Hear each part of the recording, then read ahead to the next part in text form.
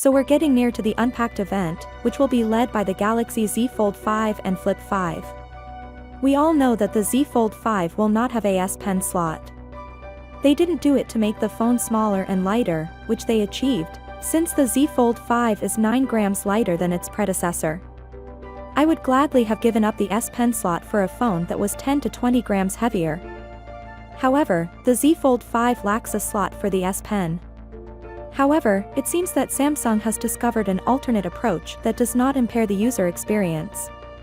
The issue with the existing cases for the Z Fold phones is the bulky and inconvenient S Pen slot approach. Simply said, the issue of storing the S Pen on the Z Fold diminished the benefit of having it in the first place. However, it seems that this will not be an issue with the Galaxy Z Fold 5. As you can see, these are the official Samsung covers for the phone, and the first thing that sticks out is the considerably less intrusive S Pen slot.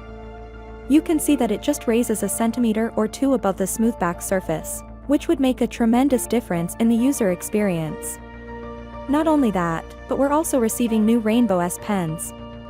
According to the leaked official photos, you'll receive a free storage upgrade, which means that if you purchase the 256GB edition, you'll be immediately upgraded to 512GB for free. It's probable that we'll also get this new case and the S Pen for free. Samsung might also provide 4 months of free YouTube Premium access. There's a possibility you'll also receive the charging brick or the Galaxy Buds too. In addition, as a pre-reserve advantage, you will get $50 and an extra $340 for free on top of your trade-in value.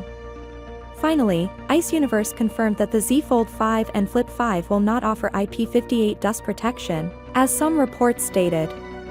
It's still just IPX8 water resistant. Finally, what are your thoughts about it?